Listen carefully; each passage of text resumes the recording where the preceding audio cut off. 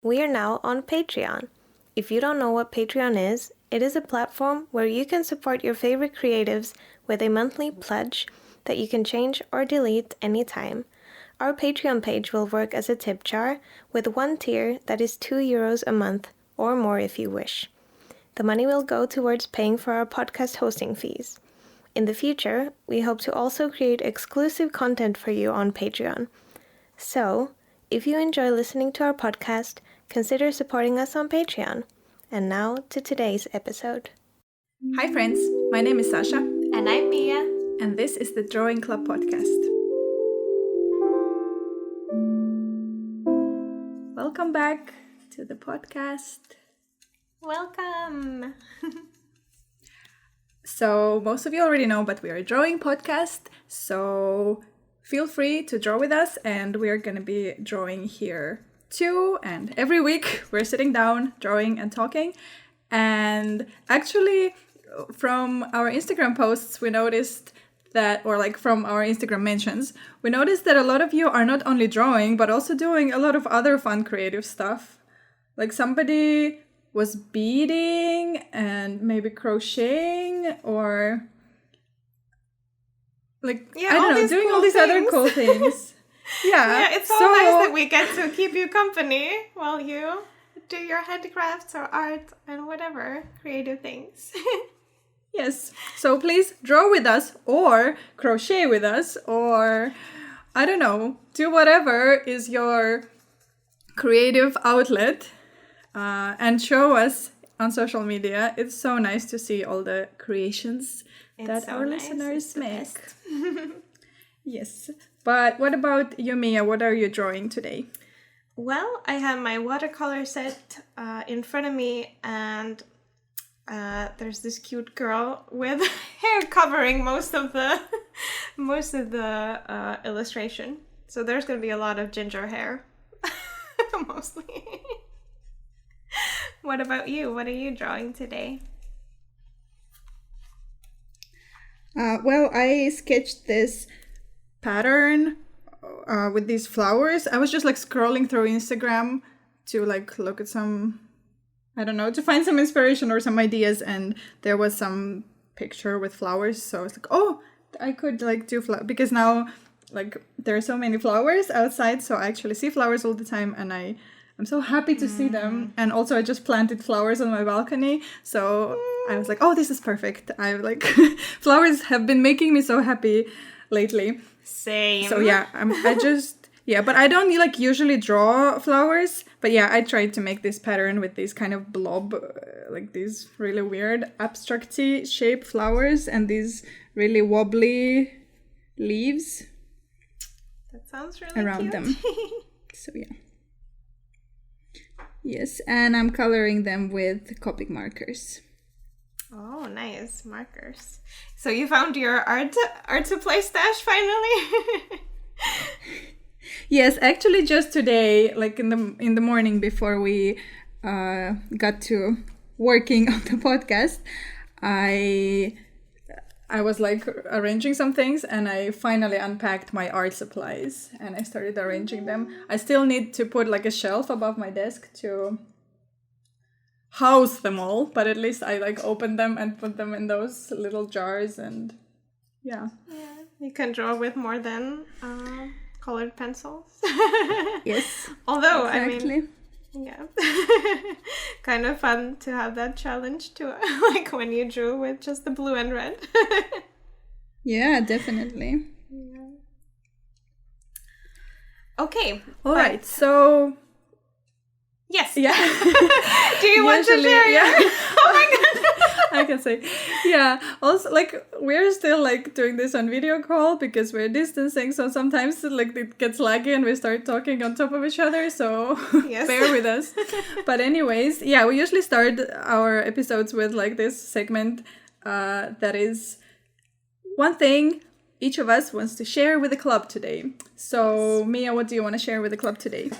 Yeah, I want to share that I saw some friends of mine IRL like for the first time in 3 months last week. Which was super nice because, yes, like you said, we're isolating and have been isolating for a long time. And I did see you briefly on on our yard, which was like the first time I met anyone, which was like super nice. But last week, me and a couple of friends who live like close by went on a picnic, and it was so nice to see people in real life and like spend time in the same space. And like we obviously took all the precautions. We had a lot of hand sanitizer ready, and we had all our own snacks and drinks and stuff. But yeah, it was really nice to sit outside and enjoy the summer weather and catch up with friends. So that was definitely one highlight of my week. What about you? I just wanted to add that I also like started seeing some friends here and there, and yeah, it's been so nice to finally like see some people. But my story is a bit of a personal learning experience and also a continuation of my little Sasha is moving apartments series on this podcast. It's like a whole separate segment, I think, already. Yeah, I feel like it's been like going on for most of this season. I think people are interested to hear where you're going with your move. Yeah. So anyways, we are like very close to being finished with like arranging our apartment. It already looks like a proper apartment, just with like a little bit of like smaller kind of boxes on the floor, but mostly it's ready. But there are like small things that I keep adding, like, like decor stuff, like we're getting curtains and some rugs, because this apartment is bigger, so there were like things we didn't have, or then like our windows were different there, so we need new curtains. Anyways, and I'm really trying my best to buy everything secondhand, and I've been actually like, I'm really proud of myself for being like pretty good at it. I did buy a couple things new, but like the majority of stuff of new to me stuff for this apartment I found on Facebook Marketplace. And yeah, yesterday one of the things I'm like struggling the most with is finding curtains. It's really hard to find nice curtains, like in general, even new. Like, I don't know, I'm just like not liking most of the curtains. But yesterday someone posted these used Marimekko curtains, and they had this pattern, this classic Marimekko Unico pattern, the poppy flowers, like these huge blobby flowers, and it was like this black and white huge blob flowers. So it was really pretty, and I was like, oh, these would go like perfectly in our living room, because we already have this black and white theme here. Like some of the patterns are like black and white, and I thought like they would go perfectly. Yeah, and then I even messaged the person to like ask if they were still available, but then my partner came back home and I showed him the picture. I was like, what do you think of these curtains? But yeah, he was like, I actually hate this pattern. And I was like, oh no, like, because I spent so long like looking for it. Yeah, it was like so hard to find nice curtains, and I was like, finally I found something that I like. And then he kind of crushed it, and at first I was like, why, like and I tried to like convince him to like that these are pretty. I was showing him all these inspiration pictures with all these like really pretty rooms that have this kind of curtains, and he was like, no, still no. And then I was like, maybe I should like buy them and put them up, and then you'll see that they look really pretty. And like, even eventually he was like, whatever, you can just buy them if you want them that much. But then I kind of felt that like he I kind of pushed him into that, and that wasn't unfair. So I was like, yeah, are you sure like you're okay with them, or are you just saying that so that I leave you alone? And yeah, and then he said like, no, I actually don't like them, but like if you really, really want them, it's okay. I'm just not gonna like that part of our apartment. And then of course like I was like, yeah, I don't want him to not like a part of our apartment. Yeah. So yeah, and then he explained that actually like his thing with Marimekko is like, it's this expensive Finnish design thing, like this whole Marimekko thing. So it's a little bit like elitist and a little bit like this, this Finnish middle class symbol, especially like this pattern, because it's like this classic. Yeah, it's been Marimekko. around for a long time. Yeah. Yeah. So he was like he feels like he didn't feel comfortable having that in his apartment because I don't know. It has like because we are immigrants, so of course we do have a lot some like personal things with like also. Not having access to things that like Finnish people have access to. So I guess it like this kind of like this, true Finnish design thing would kind of maybe make him feel uncomfortable and kind of trigger those it's feelings. like symbolizes that. Yeah, I get it. Yeah. So and I was like, okay, well, I get, I totally understand that. And I mean, I do see Marimekko that way also, but I also like the like, I like visually a lot of their patterns. So for me, at least, like buying it used, like is fine. I like if I like this design, I want it in my room. Like I don't want to maybe give money to, or like I just don't want to buy anything new anyway. So, but if we buy it used, like it's fine. But yeah, I guess for him it would symbolize that. So I was like, yeah, of course. I mean, if especially when it's this deep, like I don't want it, and now I don't want it in our apartment either. Yeah, but it was really interesting for me to also like because I'm like way more interested in like decorating an apartment than he is. Like he really enjoys when it's pretty, but he wouldn't put like that much effort than I would. It's like I really enjoy it.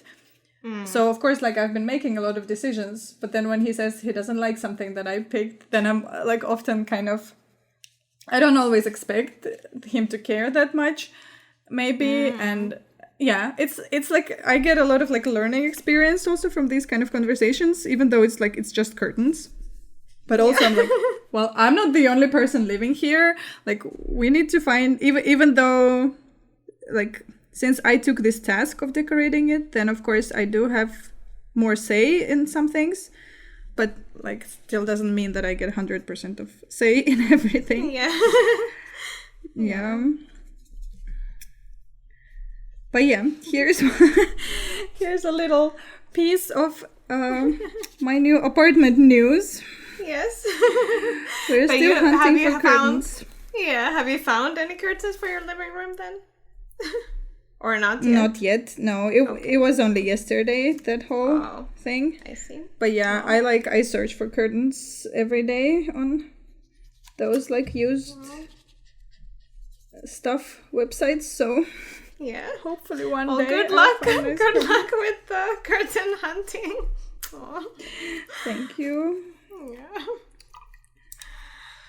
Whew, okay, so should we move on to introducing our topic for this episode? Yes. Yes. So today we're going to be talking about selling your art online. Yeah. And I guess we're gonna share like our own experience with it and maybe offer some helpful I don't know, maybe we had advice or maybe not. I mean, I'm sure we found like things that work, but also things that haven't worked for us. And I think like a lot of different things can work for different people, but maybe some of this is applicable as well. Yes. And wow, actually, that's like a long way of saying like yeah. And actually this topic has been suggested by one of our listeners. Their Instagram handle is Leanne Markle. But also we have had this topic on our list for a while, and even we tried recording it once. We actually recorded a whole episode in like season 1 about selling online. Yeah. But then back we in January. very But then we didn't really like how it turned out, so we decided to not post it. So this is our like take 2. And yeah, we're gonna try to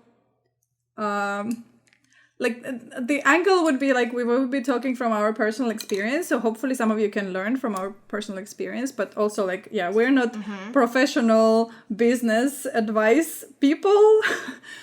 So No. far from it. So yeah, I think like what we didn't enjoy from the previous episode is that we tried to like present it as advice, but then it didn't feel very like, Yeah. you know, honest, because we are not very comfortable with like I don't know, positioning ourselves as like advice people, because we are both still learning. Yeah, but we can share our experience and what we've learned, and just kind of like for those of you who are just starting or are thinking of starting your online shop, you could like have some ideas of what to consider and what to think about. Yeah, that's a good way to put it. Yes.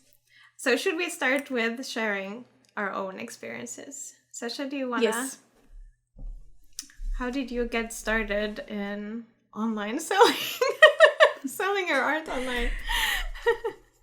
Yeah, well, I actually started like, for me it was super gradual. I started like very long ago when I just learned that Etsy exists. Because I think I was like very into a lot of like DIY blogs and like crafting and stuff. I wasn't even like illustrating at that time. I was just studying, and just like I was knitting and maybe like doing some, I don't know, just crafting a lot of different things. And then I learned about Etsy because I was following a lot of like crafty blogs. And I was like, oh my god, you can actually just open your own shop and sell whatever. So yeah, I just opened my own shop and just put like whatever I was making, I put it there. I had some random like crochet baskets or like phone cases or just like some stuff that like now I would be pretty embarrassed to even show. But but I think I was like so fascinated that you can actually like just sell. Like it was like my hobby to craft things, but then I was like, you can actually like sell your thing. Like people can just find your stuff and like buy it if they want it. So yeah, that was really cool. And some people even like bought some stuff from me. So it wasn't that ugly, I guess. When was this around? Like what time? Because it must have been pretty like a while ago. Yeah, I think it was maybe like 10 years ago. Wow. So you've been at it early. Yeah. Because I think I was still in the university, and I graduated in like 2013. So it was maybe like between 8 and 10 years ago. Wow. Yeah, and then I think I don't even know like how quickly I got to it. Like it was very gradually. I started learning more about selling on Etsy and selling online and like having like a creative business. So little by little I was kind of like thinking more about the products I present, how like, you know, if you want to make money by selling online, you actually like, you know, don't just put a lot of random things in your shop, but you actually like design your shop. You think about your designs, you think about like what people buy. But it was like very gradual. So I think little by little, like I moved, well, from crochet and stuff like that to paper things. I started bookbinding because in my university I was also working at a printing lab. And I got like really interested in paper stuff because we were getting rid of a lot of paper. Like there's like so much paper that goes to waste because like, you know, you cut off big pieces and I would take that paper home and I started bookbinding. And also like by looking at what the machines at my work were doing, I kind of got all these ideas about how I could make things. So I taught myself to bookbind, and then I started bookbinding, and then slowly like from that I was just then moving to also like ordering paper, like notebooks and stuff from printing houses. So it was like kind of becoming more and more professional through like this whole 10 years. So it wasn't like for 1 month I sat and designed the collection and there you go. I had it like, I think from like putting very random crochet phone cases on my Etsy shop to like having my own website with like my own collections and illustrations, it was 10 years. And and I had like everything in between and tried a lot of things. Yeah. But that's so cool that you kind of went into it without really like necessarily having a plan, just that you make something and you want to try. You just want to see maybe someone makes it. Yeah, exactly. And I knew nothing about like running a creative business or like what it even entails, what you need to think about. I learned all of these things like on the go, gradually. Like kind of, you can also think of that. There's also such thing as SEO. You also need to actually like advertise your things. You can sell your things to like retailers. Wow. Like I kind of would like very gradually. And I think also because Etsy at the time had a lot of educational content. I don't know if they have it anymore, but they had a lot of like, because I think they were having some seminars like in real life, but they were also posting all those videos like on their own platform. Yeah. So I was watching like all of those videos. I was just like constantly learning from all of those like big Etsy sellers. Wow. And like very gradually I was just like kind of realizing all these things, that like how a creative business is run, or like how makers actually make money. It was like very little by little. So I never really had to like sit down and make a plan of how I'm gonna sell until I had to start my own business and write a business plan. But by then I already like kind of had this plan, because I've learned all of these things like during several years. Yeah. For me, it was totally different, because I did plan and plan and plan, and then I only started selling online after when I started my own business. So yeah, I remember like watching a lot of courses. I think I took like, I subscribed to Skillshare, because they had a lot of, and I'm sure they still do, like have a lot of like classes on selling online, and specifically about like selling on Etsy. So I would take those courses or like watch those videos basically. And yeah, I made a plan to start a shop on Etsy, and also to start my shop on Ticktail, which no longer exists, but it was like a similar thing to Etsy, but it's like Europe based. I think it was a Swedish kind of platform, but a lot of like Europe-based artists were selling their art there. So yeah,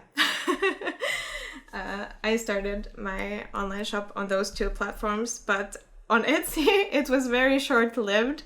I think I sold maybe 2 things there ever, and I still have my shop there, but there's nothing on there. I don't know, it never really worked out for me, because I noticed quite quickly that what I sell, pretty much everything that I sell, it happens through Instagram, through like getting people to go to my shop through Instagram. And I think Etsy, for a lot of people, they get it to work so that I guess people just browsing, like trying to find things, they find your art and your products. But for me, that didn't really work. And I still kind of hold this idea that someday I'll maybe try to make it work also on Etsy, because I think it, for a lot of people it works. But for now, I have my own online shop on my website, because Ticktail, like I said, doesn't exist anymore. So when they like ended the service, I moved my shop to my own website. So basically all my sales, I kind of have to get people to go there. They can't just discover it in some, I don't know, in any other way. Yeah, I started my own website, I think, when I like started my own business. And then kind of gradually I moved off Etsy, and like now pretty much all of my online sales are on my website, and I don't really sell on Etsy anymore. And yeah, I think like Etsy was working for me much better before, with like this whole like search engine, and I was like trying to be strategic with it, and it kind of worked. But I think like in the recent years, Etsy has become like way more popular, and for me at least, because of that, it like I started getting less sales because there's just like so many sellers, and also like Etsy as a platform became like way. I mean, it's always been commercial, but it became even more kind of like, I don't know. I don't want to say greedy because I don't actually know what those people like why their decisions, like why exactly they make their decisions, but it feels that way for this, like for the sellers. That the fees Etsy have gone up like several times in the it's really expensive now, like for me at least, to like sell on Etsy, and like it's not worth it like for my business anymore. And also the whole search thing is not really like working that well, so I would get some sales here and there but then spend all the money on it. So, and of course like there's a lot of work that has to go into like uploading everything there. So like I think one day I put my shop on like a vacation mode because I was traveling, and then I just never took that off. So now my shop has been on vacation mode for like a year already or something. Yeah. Should we, because like, yeah, like you said, you kind of just started without like, I don't know, without a plan and not, But for me, it was like, I was very scared to start selling online, and I kind of was waiting for the right time. I don't know.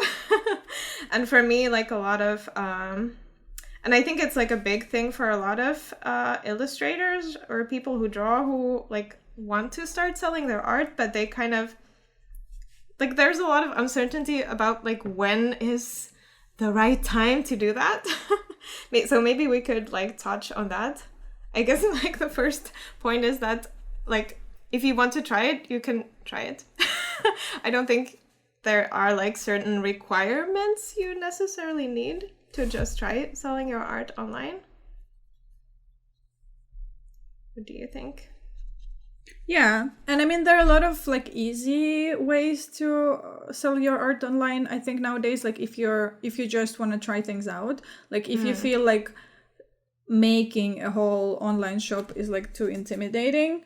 Well, first of all, I think a lot of platforms nowadays make it very easy. Like a lot of those online shop platforms that you basically can set up a very like minimal, like good looking shop like very quickly and very easily. If you want it to be more like fancy and professional with like a lot of stuff going on, then it might take you some work. But if you want it like super basic, then like I don't know, all these like Squarespace, Big Cartel, like what else, Shopify, like there are a bunch of those platforms that have all these templates, and nowadays I think they're so easy to use that actually it's like it's not that hard to make something very basic. Of course it takes time because you need to, you know, put everything there. So but also if you find it too intimidating to actually like make a website, it's also, you can also try selling, I think, like in just on social media. Like also I think a lot like of people just like put page. just like put photos and stories like, does anybody want this, or like I tried making this thing, like if just even to see, like if you're already making something but in like a very small quantities, you can try selling it one by one. Because I mean I see a lot of people doing that, and then people just like, they just say like, if you want this, message me, like send me a direct message or things like that. Yeah, that's a very good point. You don't have to even make it like make it a project to make a shop or anything. Just can try it directly where you are like sharing your art already.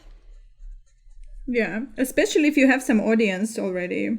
Yeah, I guess for that you do need some people who are already like interested in your art. Yes, but I mean, also don't underestimate your friends and family. They like, even if people who follow you are only people who know you, some of them might want to pay for your art. That's true. Yes. Should we Yeah. maybe like talk about the different, like these different ways that you can sell your art? So we've discussed like, creating our own website or a web shop, or maybe selling through Etsy, and then now just like selling on social media. But there's some more ways you can do it, or at least because there are sites like Society6, for example, where you don't really have to make any products. You just you make an illustration and you upload it on the site, and then you can kind of choose which products you want to offer with that design, with that illustration. And then then you'll basically have a store there, and if someone orders the product, then Society6 manufactures the products and they ship it out. And so basically all you had to do was upload your art, and like I guess you have to optimize it for those different products or something, but basically you just upload your art there and they handle the rest, which like I haven't tried that ever, but I kind of feel like that might be a nice way to try things out. And also they offer like a huge variety of different kinds of products, so I guess I don't know, because I guess like postcards and prints and stickers are something you can try to make yourself, or like, but maybe like, I don't know, mugs or like rugs or something is not something you can really create at your home. So like through a service like that, it might make sense. Yeah, I would say like, these kind of services I think are like good to maybe like test out like designing products. But I would say like I wouldn't consider them something that you could like count on bringing you income, because they don't really. Like I'm sure they bring some, but like I think you would need to be like super famous to actually earn like a income from there. But I think like for just like a trying out designing products, those could be nice. But I also I have like, honestly, I have an issue with this kind of platforms, because first of all, like the artists get like a very small percentage, but also like when I buy from an artist, I want to support an artist, but I feel like when you buy from Society6, you support like mass market.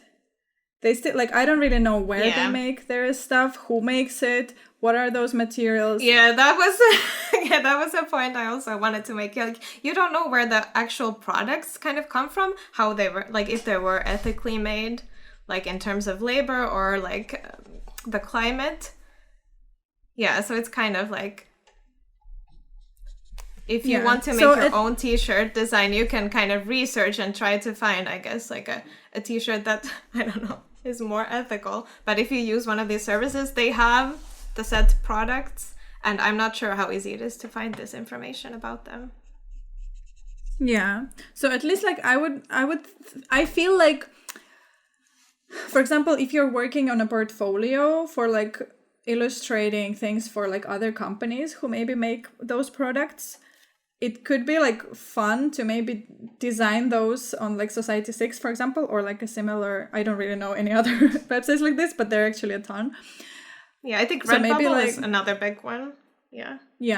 So I would, for example, like if I needed to make like to work on a portfolio for like a surface pattern designer or something like this, I would maybe like design some of those products and order them for myself, and then maybe make a photo shoot, so like you can see that I designed this mug and you can see that I designed this shower curtain or whatever. So it could be like very nice way for like yourself to show that you know how to design products.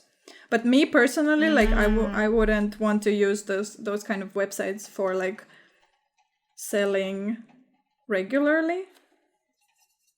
I get that.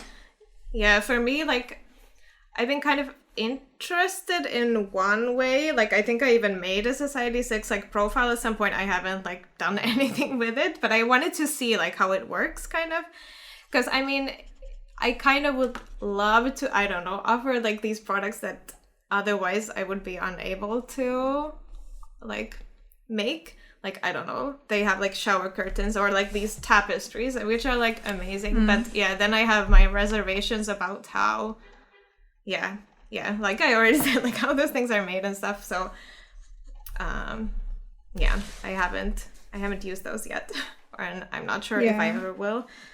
But yeah, they might be like a good starting point for if you just try and see, because it doesn't require like any investment on your part, which the other options kind of do. Like, because then the other options are that you can make the products yourself, or that you order them from like a printing lab or something. And you mentioned that you have done that you've like had products made for you. Yes, I've done both. I've sold products that I make myself at home, but also I ordered like a larger quantities of the same product to sell. Yes. So what would you say are like the, I don't know, what do you like about making your own products, for example? What are the well, for me it depends on the product.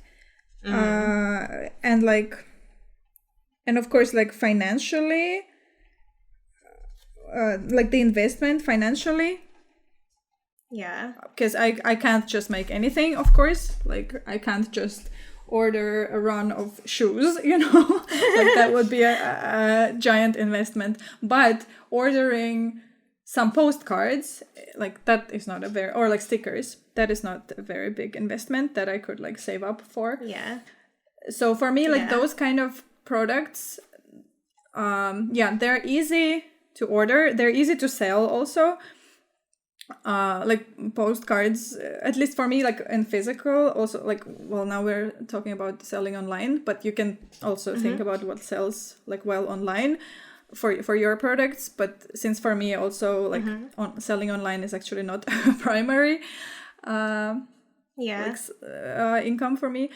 So for example, for me, like postcards sell in physical places, like in stores and markets very well. So I'm not scared to order like a batch of postcards because I know they will go. Even though like I made a mistake of ordering too big of a batch and being stuck with the same postcards for a couple of years, but but also you learn, like you order an amount, then you learn if it's too small or too big, and then next time you order a different amount. So also it's like fine to I have actually like thrown out like in recycling, but I have thrown out some products that I made that I just made too much, and like I knew they weren't gonna sell. So I hate that I had to do that, but I'm not gonna have to do that again, because now I know how many of each product I need to order. So you're gonna make mistakes. That's like another thing. Like it's fine. Sometimes you learn from your mistakes, and sometimes it's sad, but but yeah. But that's such a good point, that pretty much you have to try things out and you will see what works and what doesn't, because it's different for everyone. So I think it's a good point to make. Yes, because we all have different products and different customers, and also like we are in different countries and we sell differently. So it depends on all of those things, like the amounts of things people will buy from you, and like, and how much you can charge for things and stuff like that. But yeah, I think like with things that I make myself, it's also it's the things that first of all would be more expensive to make in bigger quantities, and also I don't know how much I'm gonna sell them, so I don't want to have too much. For example, for me, planners are like, it's one of my most popular online product. I'm not making them anymore, but I used to make them for years, and they were hand bound, and that was their thing. They were very special because of that.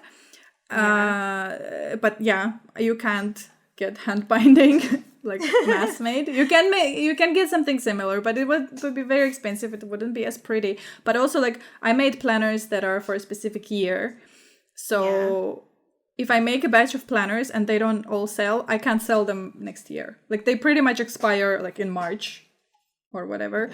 And then I would have to like throw out all of those. Because even like Christmas cards you can sell next Christmas, but 2020 planner you can't sell in 2021.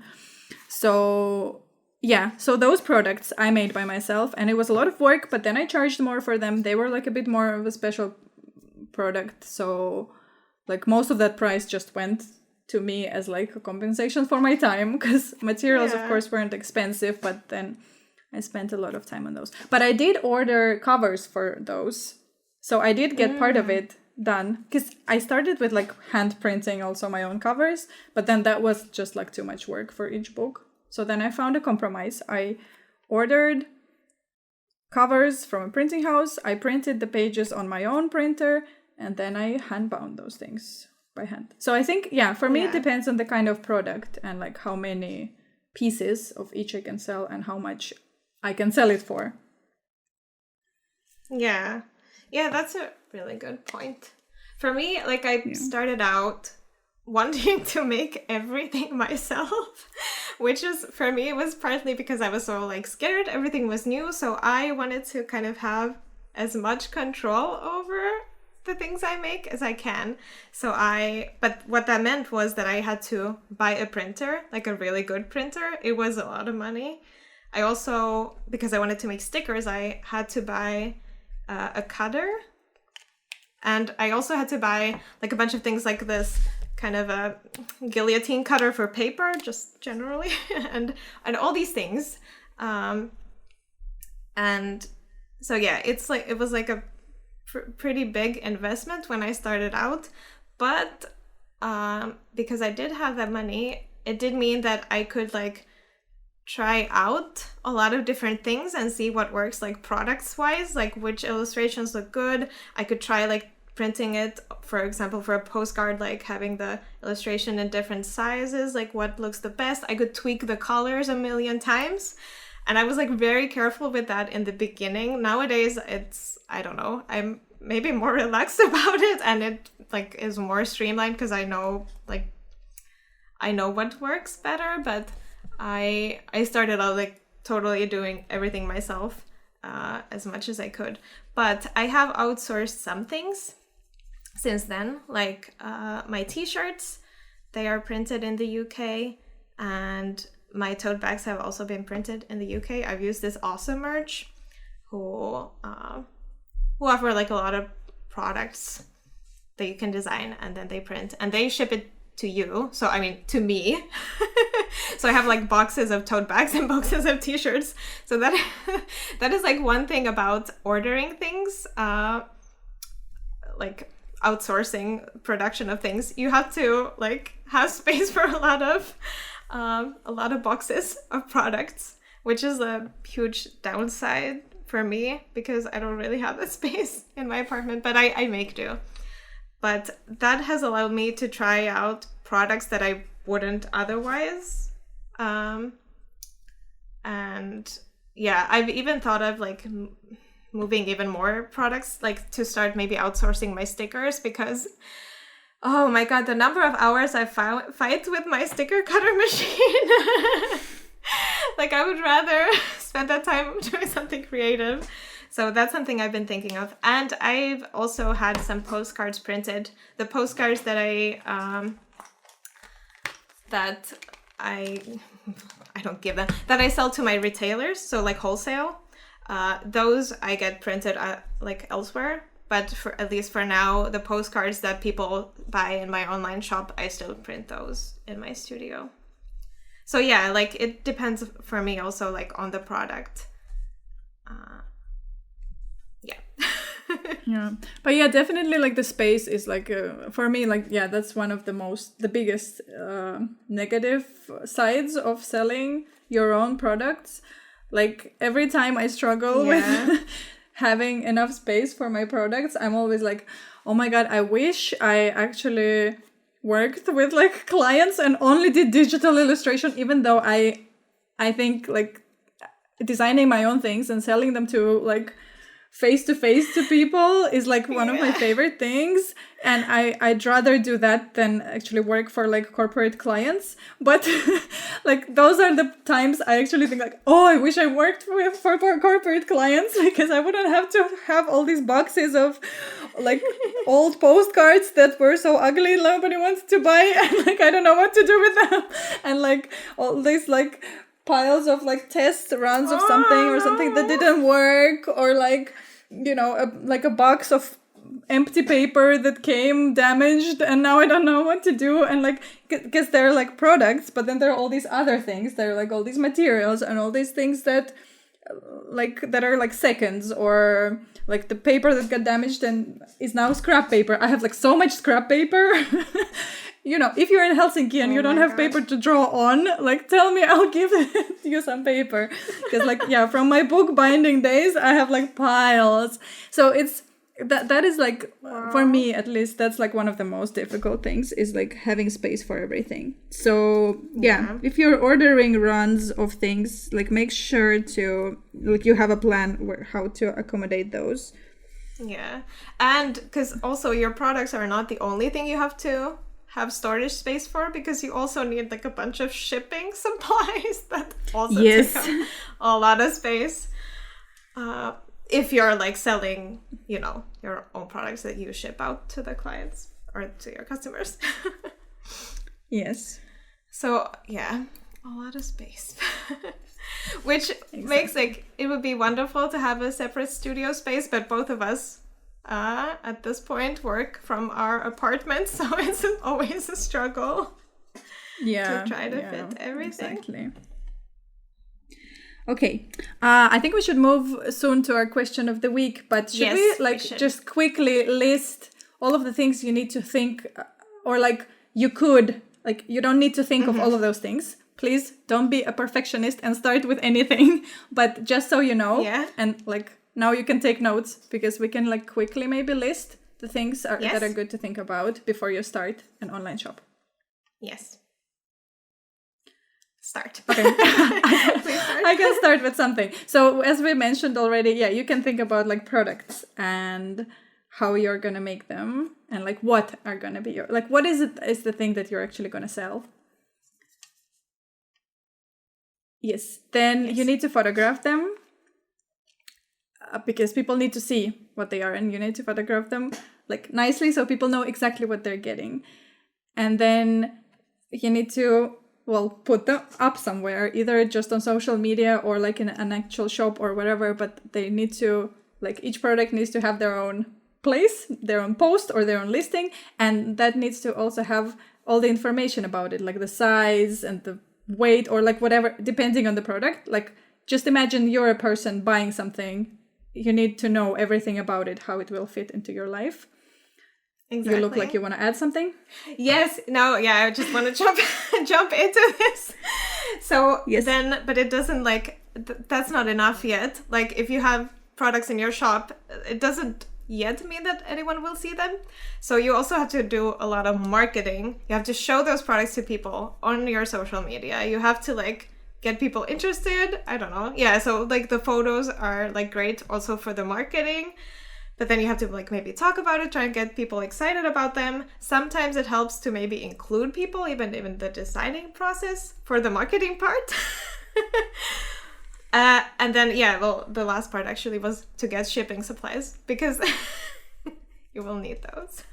Yes, and also research all the shipping things, like how does your postal service work, or are there any other companies that do the shipping? What is like the cheapest, the safest? Like, also because if your products are something that breaks easily, then maybe there's like a certain company you can use. Or like, also if your products are like something very precious, then maybe your clients will be happy to actually pay extra for the shipping. Then you can provide them with like insurance, or like there are so many things. So depending on your products, or then if your products are something like very inexpensive, then probably your client, your customers will also want to pay the smallest possible amount for shipping. Then maybe you need to find like the cheapest option that is maybe not super fancy and takes longer, but at least it's cheap. So like it all depends also on your customers, but you can like research all the possibilities.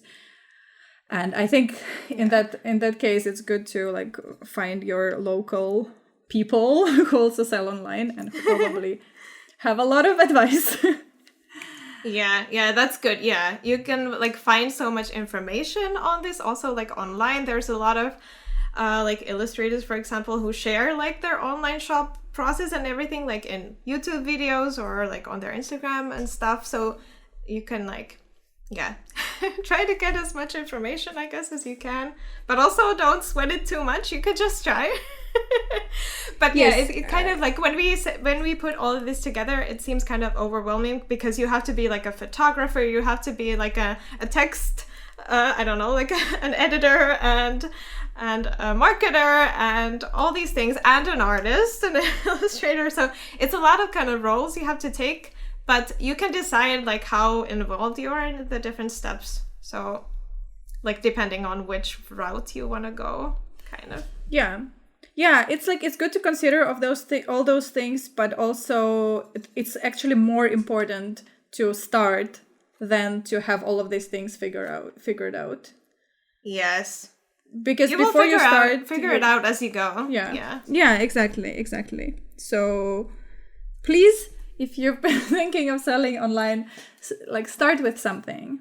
Start small, but start, and then you'll get. But yeah, I just want to add to like your marketing note that it's like as important to promote or like to talk about your products as it is to actually make your products and photograph them and all of those things. Like because if your stuff is on the internet, it doesn't mean automatically that people will buy it. People need to know that they're like your stuff is out there. So you need to like never shut up about your beautiful products. Keep talking about them and keep like talking how good they are, because you need to be like proud of your work, even if you need to fake it at first, because I know it's really difficult to praise your own work. Like I think we both struggle with it.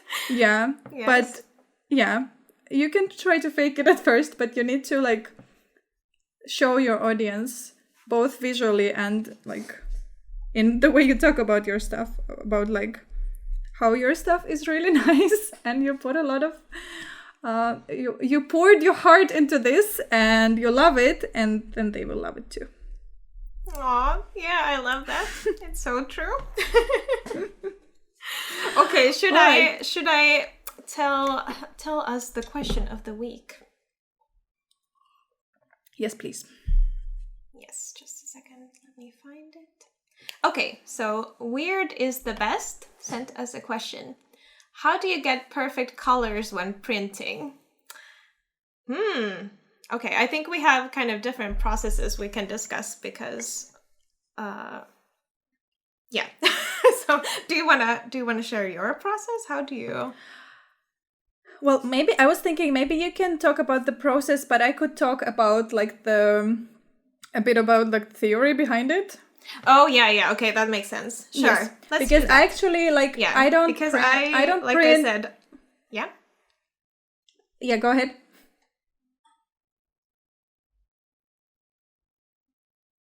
Okay, yeah, sorry, there was some lag in our video call. But yes, so I was just about to say that because, like I said, I print most of my products myself. So I have like a process for that. But basically, to boil it down, I just take test prints until I'm happy with the colors. And one important thing, I guess, like for me is because I use the kind of art papers that I use, they're like photography papers, and they have their own like paper profiles for Photoshop. This sounds very technical, and it is, but it kind of just means that when you use these profiles, Photoshop knows how to kind of put the colors so they display as correctly on the paper as possible, like when you print it. And they're like also like printer specific.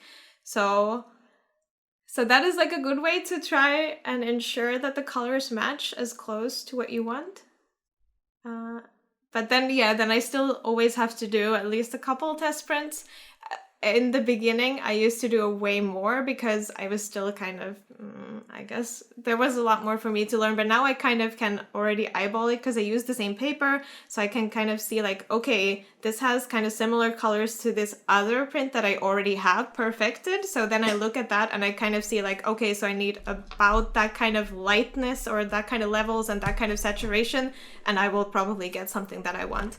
So nowadays the process is a lot faster. But yeah, I think the paper printer profiles. Is that even the actual word? But that like is very helpful if you're printing your own artwork, like on these fancy photo papers, which I do recommend those kind of fancy papers, like at least for prints. Yeah. I guess that's it. Did that make any sense? Yes, that made sense. But like basically like testing a lot. But yeah, definitely like, okay, I on practice, I actually like, I'm not that, I don't have as much experience as Mia with it because I don't print as much of my work at home. But I'm actually like by education, I'm like a media engineer with a specialization in digital printing. So I studied all of the theory behind like how digital image is printed. And you know, there is this picture you can Google, or maybe we can put a link in the description for that. But there is like this kind of diagram that shows you all the colors that your display can show. And then like there is like, you know, inside that there's like this blob that shows the amount of colors that can be printed. And it's so much smaller. Like your printer, how like no matter how good it is, it can make way less colors than your display can. So just like, it's just this one basic thing that you need to know about printing so that you don't get disappointed. That like, yeah, all the colors that you can see on your display, your printer can make only some of those. So it's anyway gonna look different. It's never gonna like be a perfect copy of what you see on your screen.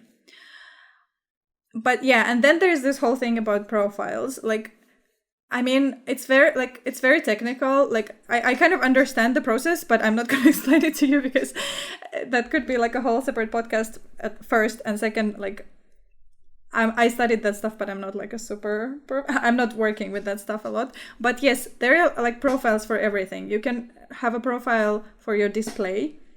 Then your printer should have a profile. Your paper should, I mean, I don't say your paper and printer and display should have, but like, you know, if you do it ideally, like there are so many things that influence how colors are shown. So also like if your display is not calibrated, you might actually look at a totally different picture with the colors than what it is, like what your display is trying to show you, because it hasn't been calibrated. So all of the light and your, you know, the colors of your walls and the color of the light that is around you influences how you even see it on the display. And and then different printers also have like a different process. But yeah, basically the best way you can try to control it is like to do as many of those things as you can. Like if you can calibrate your display somehow, try to do that. And also if you can afford like a good display, like if you are very particular about colors, then try to like save up for a good display if you can. Of course, like that's again like that stuff that I'm talking about, that's like advanced. But if you're like very particular about that stuff, then that could be like a thing to think about. Of course, like anyone with any display can print nice colors, but for those listeners who want to like, who are thinking about things that could influence. So I'm not telling that everyone needs to get a super expensive display, otherwise you can't be an artist who prints your own work. Like no way. You can make do with anything you have. But yeah, but also yes, the printer profiles, like every paper has a profile, and it's this thing in Photoshop. You can maybe also like Google about printer profiles and paper profiles. But there is a place in Photoshop, it's like, I think it's edit color settings. And so your file by default has a profile, and it's the one that your Photoshop has by default. But yeah, one thing is that if you change the profile of your file to the one on your paper, like your paper can say, like the packaging of the paper can say, please print with this profile. Don't ever change the profile, convert the profile. That's like very important when you change the profile in your I think it's like there's assign profile and convert to profile. So you need to convert to profile, because that way Photoshop will take the colors you have and then kind of like find the same colors, but in that profile that is for the paper. I hope is that clear, or am I like confusing everybody even more? I think so. No, I think it is. Okay, good. Like if you want to learn more about this, like the science behind printing, maybe like send me a message and I can like link you somewhere that explains more about it. I don't know, because there's a lot of science behind it, and there are like a lot of things you could learn about colors and like how colors behave in digital printing.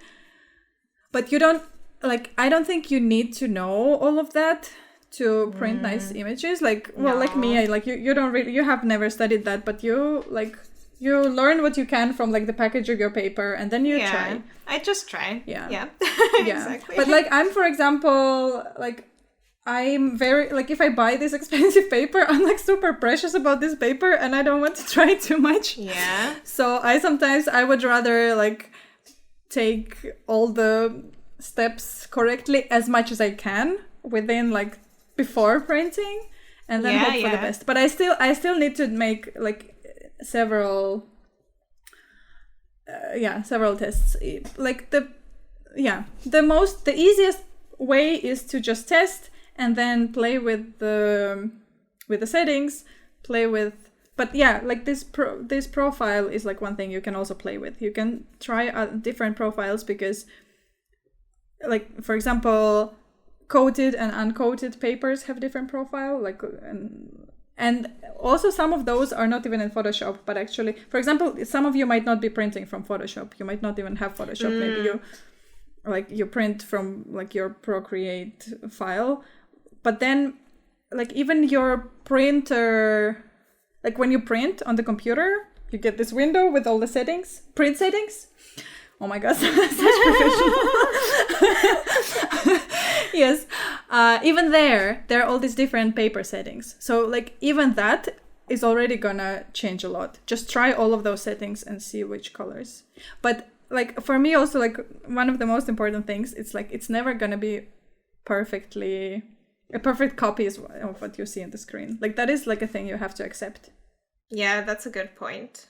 Yeah.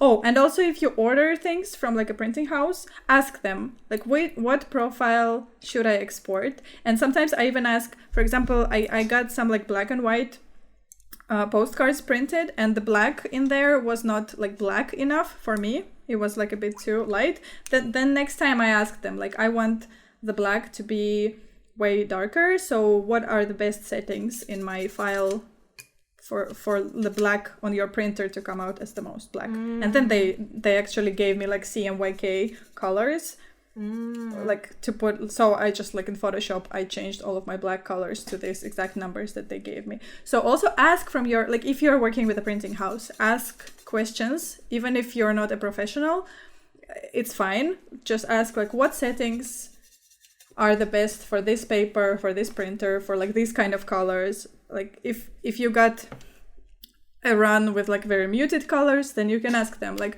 what can I do next time for the colors to be more bright? Or if they were too bright, you can ask like ask your printing house questions, and if they're like snobby or impolite about it, that's actually like not how they should be. So change the printing house. And also I think sometimes you can get like a sample print. Like you can at least ask for that. I did that when I was trying to find the local place to print my postcards. Then I ended up not doing that because I didn't like any of the samples. But that is a good thing to ask for. To ask for sample prints. Yeah, you can try that. Also, like it depends on the printing house. Some of them will charge for samples. Some of them will just print them.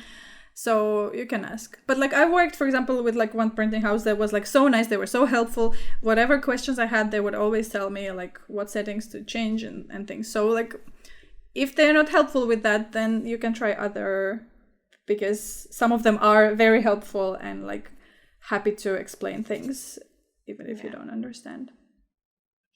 Yeah, I hope that was helpful and not too technical. I'm sorry if I went too like deep into that. And please don't feel like you need any like fancy equipment. But if you want, there is a fancy equipment that you can get to get things to work easier for you. But you can also make do with not fancy. Yeah, I have a very basic display. I mean, it's pretty new. I got it a year ago, but it wasn't it was from the cheaper price point for sure. But I'm like super happy with it. And it is way better than the one I had previously that was almost 10 years old. So, you don't have to have the best of the best like to get nice products.